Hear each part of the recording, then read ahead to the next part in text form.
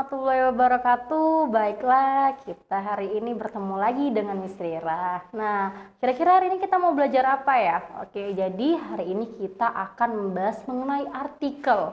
Nah, tapi sebelum kita mulai belajar, marilah kita berdoa terlebih dahulu. Oke, baiklah, kita masuk ke materi kita pada hari ini. Nah, kalian tahu nggak bagaimana cara menyampaikan pendapat? Di dalam kehidupan sehari-hari tentu banyak pendapat yang kalian berikan. Pendapat kalian dapat disampaikan secara lisan maupun tulis. Pendapat yang hendaknya disertai pengenalan isu dan diakhiri dengan penegasan. Nah, teks yang memiliki karakteristik seperti itu adalah artikel, itu ya. Nah, jadi apa artikel itu? Artikel itu melalui pembelajaran ini kalian akan tahu apa itu artikel. Kita lihat pengertian artikel. Menurut KBBI, artikel itu adalah sebuah karya tulis secara lengkap seperti teks artikel merupai esai pada majalah atau laporan berita dan surat kabar. Nah, kalau menurut Sumantri itu artikel adalah sebuah tulisan lepas yang berisikan opini atau pendapat seseorang yang mengupas tuntas tentang sebuah masalah yang sifatnya aktual dan biasanya kontroversial dengan tujuan memberitahu, mempengaruhi, menghibur, serta meyakinkan pembaca. Teks yang mengupas pendapat seseorang penulis terhadap suatu data, fakta, atau peristiwa berdasarkan analisis subjektif penulis. Biasanya artikel diterbitkan oleh media cetak setiap hari, kecuali hari Minggu. Oke, ini merupakan pengertian dari artikel. Sekarang kita lihat fungsi dari artikel. Apa sih fungsi dari artikel? Kita lihat fungsi artikel ini berfungsi untuk memberikan informasi kepada pembaca agar mengetahui, memahami, mengkritisi, dan menilai suatu data, fakta, atau kejadian yang ditulis berdasarkan pendapat penulis. Itu fungsi dari artikel. Selanjutnya, informasi dalam artikel. Informasi yang ada dalam sebuah artikel adalah informasi berupa fakta dan informasi berupa opini. Tuh. Fakta merupakan hal atau peristiwa yang benar-benar ada, berbeda dengan opini. Kalau opini itu lebih ke pendapat, ide, atau pikiran seseorang atau kelompok mengenai suatu hal atau kejadian. Jadi harus tahu tuh beda fakta dan opini ya, jangan sampai nggak tahu apa itu beda fakta dan opini. Oke, kita lihat selanjutnya. Kita lihat pengertian fakta itu sendiri. Jadi fakta merupakan salah satu atau peristiwa yang benar-benar ada atau terjadi dan dapat dibuktikan kebenarannya. Itu kalau fakta ya. Jadi berbeda dengan opini. Kita lihat. Oh, ada cirinya dulu nih. Kita lihat nih, ciri fakta apa ya? Yang pertama itu dapat dibuktikan kebenarannya atau kenyataan. Itu. Jadi harus kenyataan, jangan sampai nggak kenyataan. Itu karena yang namanya fakta itu harus dipertanggungjawabkan. Lanjut. Memiliki data yang akurat, misalnya tanggal, tempat, waktu kejadian. Jangan sampai kalian nyampein sesuatu, dia itu bersifat fakta. Tapi kalian nggak ada tempat atau nggak ada waktunya, ya bingung dong yang baca. Ya kali ini di mana nih peristiwanya? Masa nggak ada tempatnya atau nggak ada waktunya kapan? Nah, itu bisa diragukan oleh orang lain. Selanjutnya, memiliki narasumber yang dapat dipercaya. Itu selanjutnya bersifat objektif, apa adanya dan tidak dibuat-buat. Itu selanjutnya dengan data berupa keterangan atau angka yang menggambarkan keadaan. Selanjutnya sudah dipastikan kebenarannya. Biasanya dapat menjawab pertanyaan apa, siapa, di mana, kapan, bagaimana, dan jawaban yang pasti. Intinya 5W plus 1H. Oke, lanjut. Fakta, contoh kalimat fakta. Kita lihat. Insinyur Soekarno adalah presiden pertama Indonesia. Ya, jelas kan? Pasti itu, nggak mungkin. Itu intinya udah pasti datanya. Kecuali dia ngomong Insinyur Soekarno adalah presiden kelima. Ya, jelas-jelas orang aja udah tahu kalau Insinyur Soekarno itu presiden pertama kita. Oke, lanjut. Opini. Nah, kalau tadi kita membahas mengenai fakta, sekarang kita membahas mengenai opini. Apa itu opini? Jadi opini itu adalah pendapat, ide, atau pikiran seseorang atau kelompok mengenai suatu hal atau kejadian. Itu opini belum dapat diuji kebenarannya. Jadi berbeda ya dengan fakta tadi. Kalau fakta tadi sesuai dengan kenyataannya. Kalau opini tadi belum dapat diuji kebenarannya.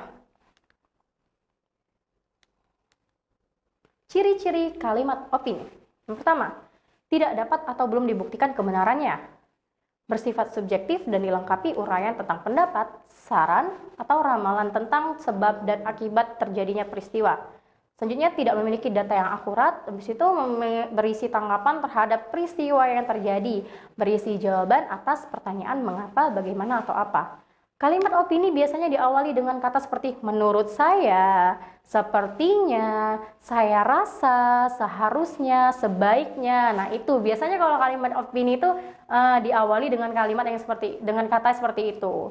Menurut saya menurut saya orang yang seperti ini itu tidak baik. Nah, itu ada menurut saya. Nah, itu sudah menandakan bahwa itu opini, argumen seseorang. Oke, lanjut.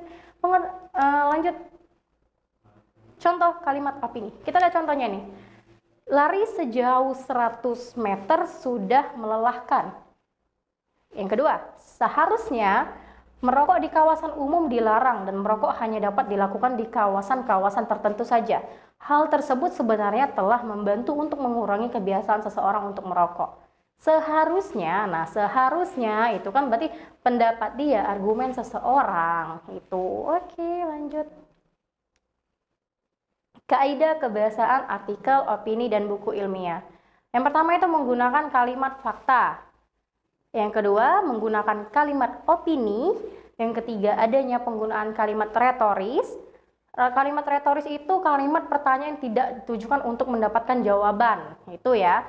Yang keempat, menggunakan istilah khas atau kedaerahan. Yang kelima, banyak menggunakan kata-kata populer asing. Contoh kata populer adalah terkaget-kaget, pencitraan, dan menengarai. Nah, yang keenam, konjungsi yang menunjukkan waktu, tempat, dan peristiwa. Oke. Nah, sekarang kita lihat. Dalam menyusun sebuah artikel, harus ada yang dilihat. Kita lihat di sini. Menyusun sebuah artikel dengan memperhatikan kalimat opini. Dalam bentuk tulisan, suatu opini sebenarnya mudah dikenali. Berikut adalah penanda-penanda opini dalam suatu paragraf. Kita lihat.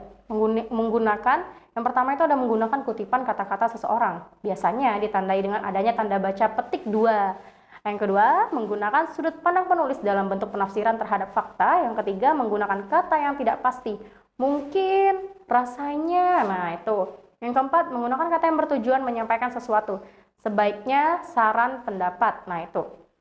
B, menyusun sebuah artikel dengan memperhatikan kalimat fakta. Fakta lebih sering sulit dibantah oleh opini seseorang. Berikut adalah ciri-cirinya. Oke, kita lihat. Merupakan sesuatu kebenaran umum. Itu. Dan yang kedua, menyertakan bukti berupa data-data yang akurat. Nah, itu ya, itu menyusun sebuah artikel dengan memperhatikan kalimat fakta. Oke, selanjutnya mengembangkan kerangka sebuah artikel dengan memperhatikan fakta kaidah kebahasaan. Jadi kita lihat di sini, yang pertama itu ada merumuskan tema dan menentukan judul suatu artikel. Yang kedua, mengumpulkan bahan baik berupa fakta dan kaidah kebahasaan. Yang ketiga, menyeleksi bahan dan yang sudah terkumpul. Yang keempat, mengembangkan kerangka artikel berdasarkan fakta dan kaidah kebahasaan.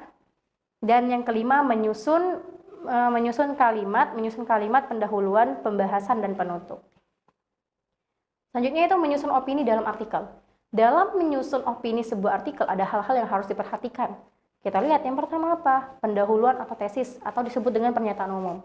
Yaitu kalimat yang menyampaikan poin-poin atau argumen yang ditulis dalam makalah. Kalimat tesis ini berfungsi sebagai jalan yang membantu pembaca ke arah argumen. Kalimat tesis merupakan kalimat pernyataan, bukan fakta atau pengamatan, tetapi fakta yang digunakan di sini adalah untuk mendukung pernyataan. Oke. Yang kedua yaitu pembahasan atau rangkaian opini, yaitu bagian terpenting dari keseluruhan isi artikel. Tujuan utamanya adalah menjawab masalah, menafsirkan temuan, mengintegrasikan temuan penelitian ke dalam kumpulan pengetahuan dan menyusun teori. Nah, jawaban masalah harus disimpulkan dari hasil penelitian, penafsiran temuan yang dilakukan dengan menggunakan logika dan teori yang ada. Yang ketiga, kesimpulan. Kesimpulan itu menyajikan ringkasan dari uraian yang disajikan pada bagian hasil dan pembahasan. Berdasarkan pada kedua bagian tersebut, dikembangkan pokok-pokok pikiran yang merupakan esensi dan uraian. Kesimpulan disajikan dalam bentuk esai, bukan numeria. Numeria berarti angka, 1, 2, 3, 4, 5, 6. Bukan seperti itu, tapi dia esai, bentuk paragraf. Oke. Baiklah, sekian materi artikel kita hari ini. Semoga bermanfaat. Semoga kalian paham dengan apa yang sudah disampaikan pada hari ini. Sebelum kita menutup pelajaran kita hari ini, marilah kita berdoa terlebih dahulu. Baiklah, terima kasih untuk hari ini. Miss akhiri, wassalamualaikum warahmatullahi wabarakatuh.